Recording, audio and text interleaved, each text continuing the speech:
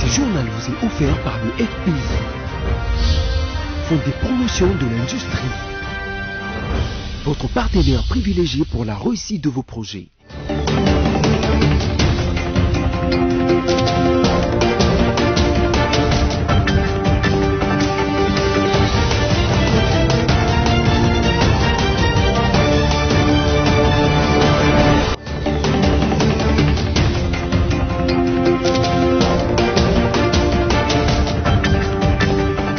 Kinshasa sera bientôt désengorgée grâce à la construction d'une nouvelle ville. Cette annonce a été faite par le ministre de l'Urbanisme et Habitat. Les députés nationaux du groupe parlementaire Cash ont répondu à Janine Mabunda. Ils jugent sa réaction au discours du chef de l'État tenu à Londres d'irrespectueux et d'outrageant. Les deuils d'hier et d'aujourd'hui à Kinshasa, c'est quoi la différence? L'équipe de reportage de BEC TV a fait une descente sur le terrain et une très belle analyse que vous retrouvez dans ce journal. Bonsoir, heureuse d'entrer dans vos salons pour vous informer. Bientôt, une nouvelle ville sera construite pour désengorger Kinshasa. L'annonce est du ministre d'État en charge de l'urbanisme et habitat, Puisse Mwabilou, qui revient d'un séjour de travail à Dakar. Lévin Louzolo pour plus de précisions. C'est ce qui explique la mission des 3 jours réalisée à Dakar au Sénégal par le ministre d'État congolais en charge de l'urbanisme et habitat, Pius Mwabilou Mbayo Mukala, et ses collègues Molendo Sakombi, ainsi que Age Matembo, respectivement ministre des Affaires foncières et ministre de l'aménagement du territoire. Les 3 membres du gouvernement Ilunkamba ont regagné Kinshasa ce mercredi 22 janvier 2020 après avoir été valablement outillés à l'issue de leur safari au pays de Macky Sall et d'Alassane Ouattara. À en croire le ministre d'État, Pius Mwabilou Mbayo Mukala, qui aura été le chef de file de cette délégation gouvernementale, les 3 jours de leur séjour au Sénégal aura suffi pour ces membres du gouvernement des coalitions FCC Cash d'être amplement outillés au regard de la vision du gouvernement congolais de doter la RDC d'une nouvelle ville au nord-est de Kinshasa dans un premier temps et très prochainement multiplier cet ambitieux projet à travers les Congo profonds. Nous sommes allés voir ce qui se passe en Afrique, des modèles qui se passent en Afrique, pas seulement sur le plan de la délocalisation, relocalisation, construction de nouvelles villes, mais également sur le plan de la numérisation, parce que vous savez que la numérisation aujourd'hui est au cœur de toutes les nouvelles villes, de toutes les villes anciennes, à travers non seulement le monde, mais à travers de l'Afrique. Donc nous sommes allés voir, parce que nous souhaiterions, comme ça s'est fait partout ailleurs, comme ça s'est fait en Côte d'Ivoire, nous venons de le voir avec la ville de Djamnyadjo, comme ça se passe au Maroc, nous voulions que les Congolais puissent s'approprier effectivement la construction de cette nouvelle ville. Et je peux rassurer nos compatriotes aujourd'hui, avant que nous fassions le rapport au Premier ministre, le professeur Ilunga, et au Conseil des ministres, avant que le chef de l'État ne puisse nous donner de nouvelles orientations, rassurer les Congolais que nous allons avoir effectivement, nous pouvons avoir effectivement, et nous allons avoir effectivement une nouvelle ville, en tout cas, selon les instructions du chef de l'État, selon le souci du chef de l'État, pour cette année qu'il a décrété comme une année d'action, nous allons avoir une nouvelle ville qui sera une ville des Congolais, par les Congolais et pour les Congolais. Ici est d'indiquer que, dans la délégation qui a regagné Kinshasa via l'aéroport international d'Ndjili, outre les 3 membres du gouvernement ci-dessus, les conseillers du chef de l'État en matière du numérique étaient du nombre, comme pour dire que la nouvelle ville envisagée devra, tout compte fait, prendre en compte l'impératif numérique au-delà des normes urbanistiques et architecturales, foncières et celles relatives aux affaires foncières. Un 1,4 million smartphones et tablettes seront produits par l'entreprise américaine Industry 5 en RDC, ce qui donnera lieu à 1000 emplois. C'est le ministre de l'Industrie, Julien Paluku, qui l'a fait savoir. Suivez.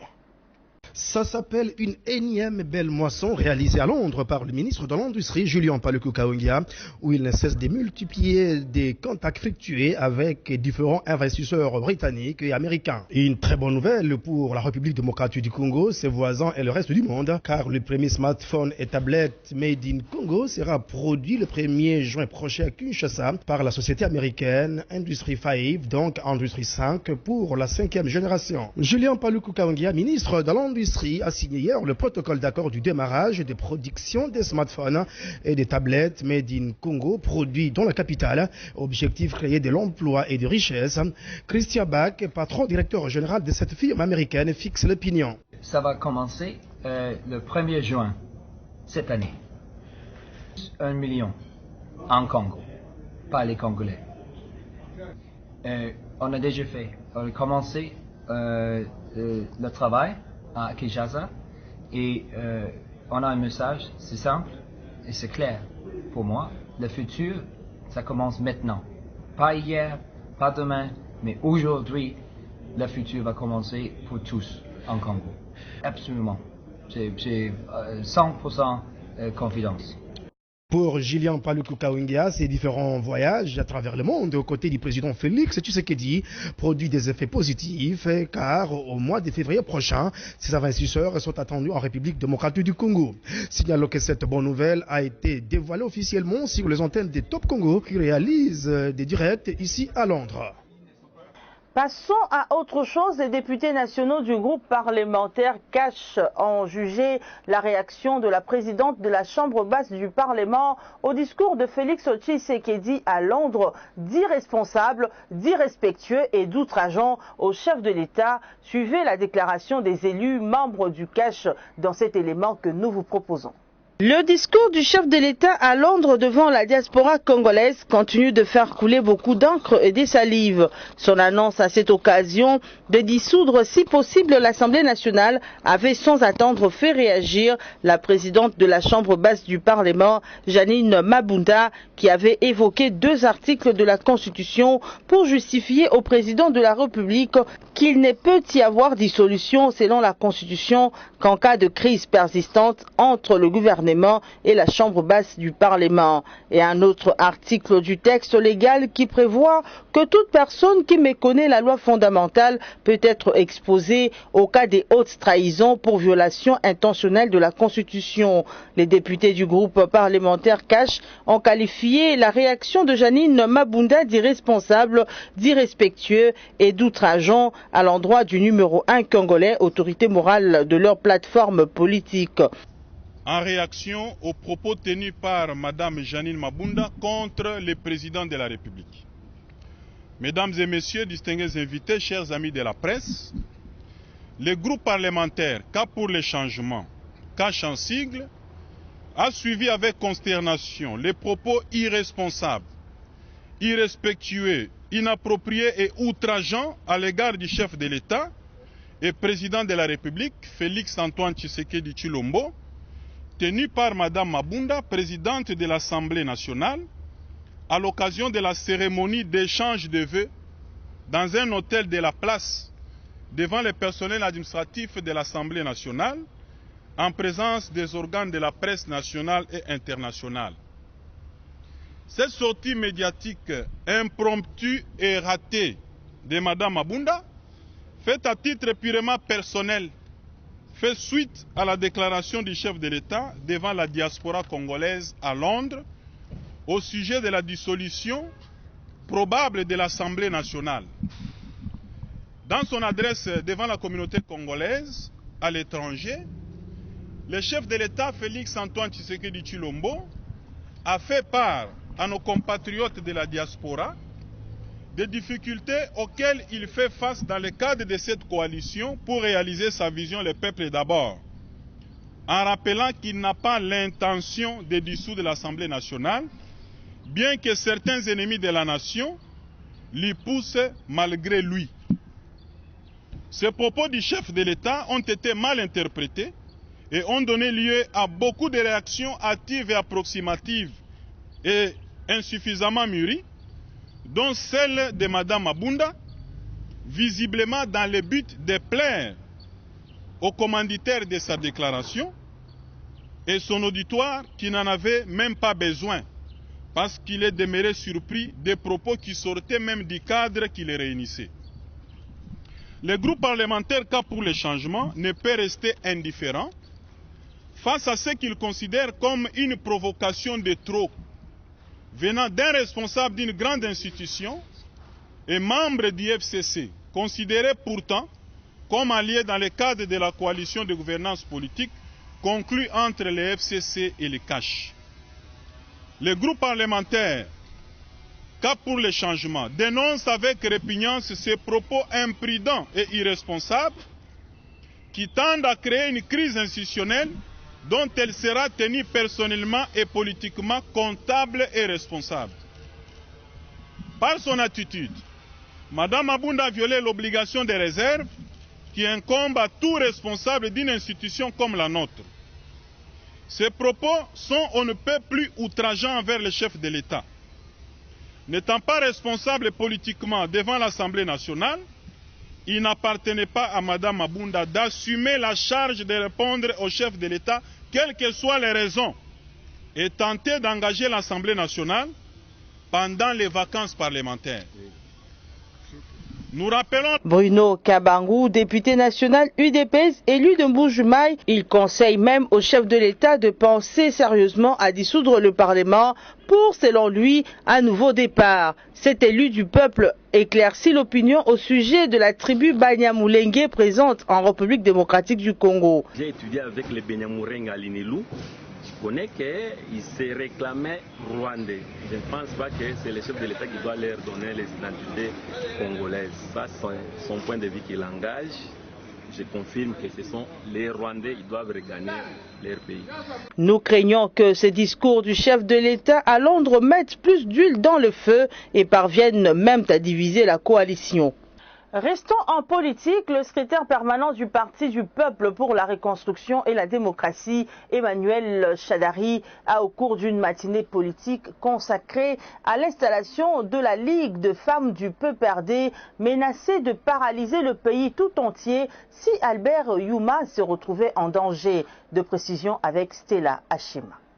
Affaire des 100 millions d'euros à la GECAMINE, le secrétaire permanent du Parti du Peuple pour la Reconstruction et la Démocratie, Emmanuel Chadari, a menacé de paralyser le pays si quelque chose de mal arrivait à Albert Youma, patron de la GECAMINE, soupçonné d'avoir détourné ses fonds. Cette déclaration a été faite au cours d'une matinée politique consacrée à l'installation du comité de la Ligue de femmes du PPRD. Il n'a rien fait, on lui cherche une faute, il n'y a rien. Quelle faute? Si on apprend que quelque chose de mal lui est arrivé, je vais donner un mot d'ordre, nous allons nous soulever, nous allons mettre tout le monde debout et paralyser ces pays, a déclaré Emmanuel Chadari. Les patrons du conseil d'administration de la Générale des carrières et des mines, Albert Youma, est accusé d'opacité dans la gestion de cette firme publique qui doit depuis fin 2017 quelques 128 millions d'euros à la société Fleurette Moumi. Il s'est de noter que la GECAMINE refuse de payer cette dette,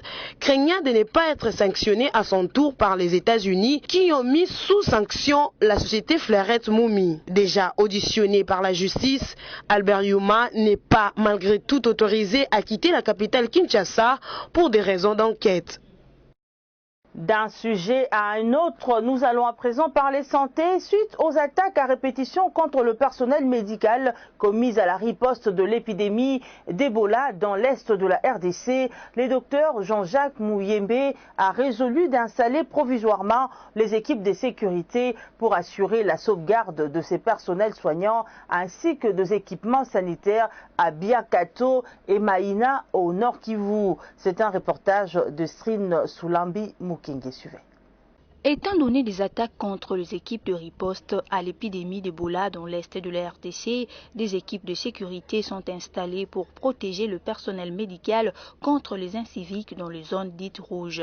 À ce sujet, Dr Jean-Jacques Mouyembe, secrétaire technique du comité multisectoriel de lutte contre l'épidémie d'Ebola, a échangé avec le Premier ministre Sylvestre Ilunga Ilunkamba sur l'évolution de ces défis sanitaires qui sévit à l'est de la RDC. Au cours de leur entretien, le docteur Jean-Jacques Mouyembe a exposé les problèmes rencontrés sur les terrains des ripostes dans l'insécurité, particulièrement dans les localités de Biakato et Mangina. Nous avons engagé provisoirement des équipes de sécurité pour protéger notre personnel dans les centres de traitement et protéger aussi les équipements, a-t-il affirmé. Notons par ailleurs qu'à côté de l'insécurité, le secrétaire technique du comité multisectoriel de lutte contre Ebola a évoqué également plusieurs autres problèmes, dont celui des finances. C'est ainsi que le Premier ministre Sylvestre Ilunga Ilunkamba a promis de s'impliquer davantage. Il s'y de noter que la question de sécurité des équipes de riposte contre le virus Ebola à l'est de la RDC reste préoccupante à Mangina. Un bon nombre du personnel médical du centre de traitement de ces secteurs ont quitté leur lieu d'hébergement pour s'installer dans la ville de Beni au nord Kivu. Restons à l'est du pays. Encore 2 morts, précisément à Beni, 9 morts à Maïmoya et 2 à Mabasele, les 2 quartiers de la ville de Beni. Ces pertes en vies humaines sont attribuées aux ADF. Reportage. L'insécurité n'a pas encore dit son dernier mot à l'est de la RDC. Des morts ont encore été signalés dans la province du Nord Kivu, précisément à Beni. Ce sont les combattants ADF qui sont responsables de ces nouvelles pertes en vies humaines. 11 au total à Beni en 24 heures. 2 victimes signalées, achevées à l'arme blanche et à feu. Il s'agit d'un homme et d'un enfant tués précisément au quartier Mabasele, à l'ouest de la cité d'Ouacha. En cette même journée, les cris de détresse se sont fait entendre comme indiqué dans le quartier Maïmoya à Beni toujours. L'attaque des présumés ADF a causé une nouvelle fois la mort de 9 civils à côté d'un blessé et de 14 personnes portées disparues. Le témoin de ces carnages l'attribue aux terroristes islamistes de ZADF. Parlons éducation. Dans ce journal, 4000 élèves sont dans un état d'incertitude à Kananga, au Kasaï central. Ils ne savent pas s'ils arriveront à terminer l'année scolaire 2019-2020. Leurs enseignants, dont la situation salariale n'est pas définie, ne sont plus à mesure de dispenser les cours. Placide Kieselo nous en parle.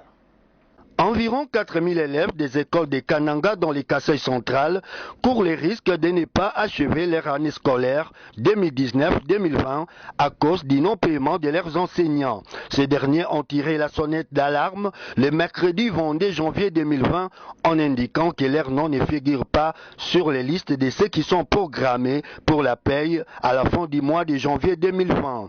Un des délégués de ces enseignants a affirmé ce qui suit à la presse, nous citons: on a constaté que nos listes avaient disparu depuis le mois de juillet 2019.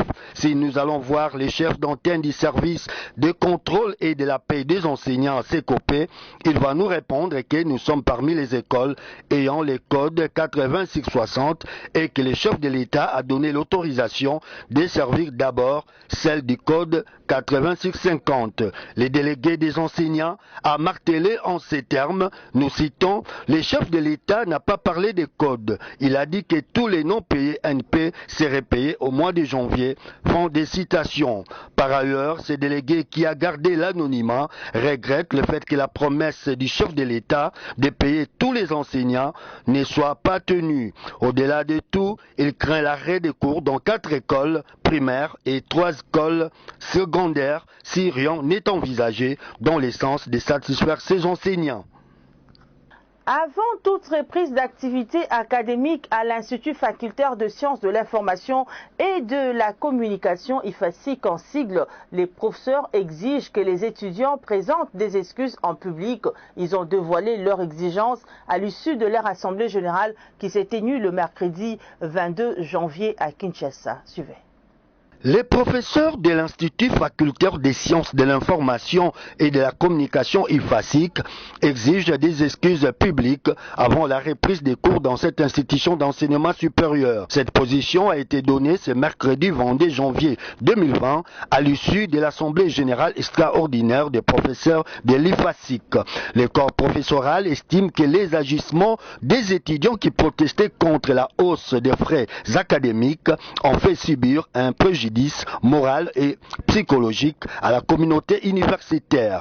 En dehors du pardon public exigé, les professeurs de l'IFASIC ont avancé d'autres conditions, notamment la sécurisation du site et de l'ensemble du personnel, l'identification des étudiants régulièrement inscrits et ayant droit d'assister aux cours. Il s'y est de noter que les activités académiques ont été suspendues à l'IFASIC depuis le 20 janvier 2020 après les actes de vandalisme y posés par certains étudiants. Le veillé mortuaire à Kinshasa ont pris d'autres allures, lieu de tristesse malheureusement transformé en une grande fête. Perdre un être cher à Kinshasa ressemble actuellement en une démonstration de richesse. C'est une réflexion de Christelle Ngenda. Suivez. Le deuil qui jadis était un lieu de tristesse vit actuellement comme une occasion de faire la fête et de se donner en spectacle. Aucune tristesse de nos jours ne se ressent dans le funérail de par leurs organisations et tout ce qui se vit durant. Néanmoins, il y a 15 ans, les gens allaient au deuil dans le but de consoler la famille éprouvée, les assister financièrement à travers des contributions en espèces, etc. On se demande alors d'où vient ce changement qui a chassé les anciennes habitudes et traditions. Pour les Kinois actuels, assister à un deuil, c'est se donner l'occasion d'exhiber les habits et les belles coiffures, mais aussi un lieu de rencontre entre les différentes personnes. Une occasion également pour la famille éprouvée de se taper des uniformes pour s'habiller le jour de l'enterrement. Perdre un être cher à Kinshasa est malheureusement devenu une occasion pour engager de grosses dépenses. Un autre changement observé, c'est les paquets de jus qui remplacent les gerbes de fleurs. Le gouvernement est appelé à prendre des mesures draconiennes pour éduquer la masse, soulager la famille du défunt, tout en gardant un œil vigilant au respect des morts et en revenant aux notions africaines des funérailles. La famille éprouvée doit être consolée sur tous les plans, au lieu de se dépenser à son tour pour ceux qui viennent aux funérailles. Avant l'heure, ce n'est pas l'heure, et après l'heure, ce n'est pas l'heure non plus. Eh bien, c'est précisément l'heure de vous dire au revoir, la fin de ce journal. Merci à vous tous de l'avoir regardé, mais nous vous laissons découvrir ce qu'a été nos grandes lignes avant de partir complètement.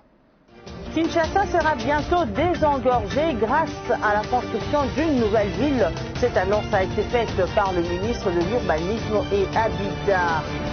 Les députés nationaux du groupe parlementaire Cash ont répondu à Janine Mabunda.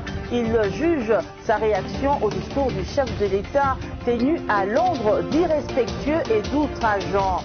Les deuils d'hier et d'aujourd'hui à Kinshasa, c'est quoi la différence? L'équipe de reportage de BEC TV a fait une descente sur le terrain et une très belle analyse que vous retrouvez dans ce journal.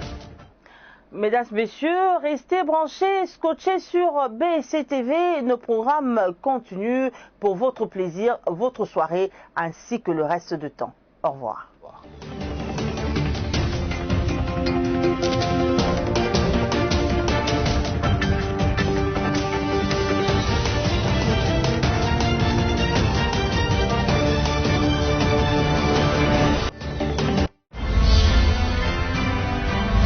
Ce journal vous a été offert par le FPI, Fonds des promotions de l'industrie.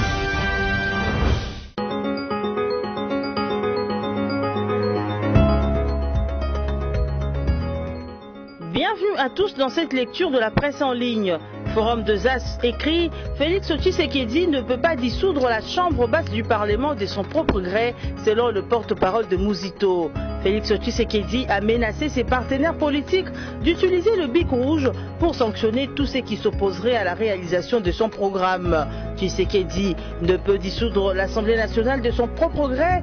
Selon l'article 79 alinéa 4, le chef de l'État doit, à travers son ordonnance de dissolution, requérir un contre-saying du Premier ministre. Le Premier ministre Ilunga Ilukamba étant du FCC, cette ordonnance de dissolution est censée obtenir les quitus du FCC, ses partenaires politiques.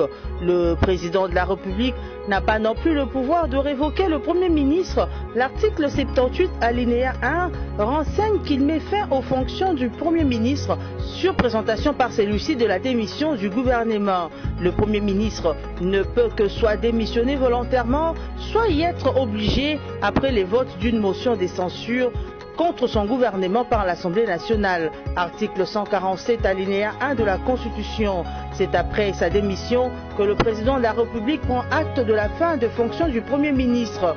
Radio Okapi écrit pour sa part Nord Kivu, activité paralysée à Kirumba après le meurtre d'un civil par un soldat. Les habitants de Kirumba, cité située à environ 150 km au nord de Goma et au sud du territoire des Lubero au Nord Kivu, ont observé une journée ville morte ce mercredi 22 janvier. Ils ont répondu à l'appel lancé la veille par la société civile locale après le meurtre d'un civil par un soldat de l'auditorat militaire à Kirumba. Le commerce, les écoles, boutiques et magasins sont restés fermés. Les habitants en colère réclament que justice soit rendue pour le meurtre de Paluku Chavulikira, tué dans les cachots de l'auditorat par un soldat commis à la garde. Selon la société civile, ces soldats exigeaient aux défunts et pourtant libérés le paiement d'une somme de $5 américains comme frais de garde. Terminons par actualité.cd qui renseigne Djougou, le vrai milicien sont à Bunia. Comment expliquer qu'une milice poste des déclarations sur Internet, s'interroge l'armée. En Ituri, les forces armées congolaises n'excluent pas l'existence d'un réseau de personnes installées dans la ville de Bunia, chef-lieu de la province, qui alimenterait les violences qui sévissent depuis fin 2017 dans les territoires des Djougou. Le général Chiviri Amouli, commandant du secteur opérationnel en Ituri, qui s'est confié mercredi à la presse, a indiqué que le vrai milicien était à Bunia. À son arrivée mardi dernier dans cette ville, le ministre des Droits humains André Litt a affirmé que les auteurs de crimes internationaux dans cette partie du pays ne seront pas pardonnés. Jusqu'à ces jours, plus de 200 miliciens opérant à Djougou se sont rendus depuis fin décembre dernier à l'armée. Ils sont cantonnés dans un centre de transit à Pandroma où ils sont pris en charge par le gouvernement provincial. Voilà tout pour cette lecture de journaux en ligne. Merci à vous de nous avoir écoutés. À la prochaine.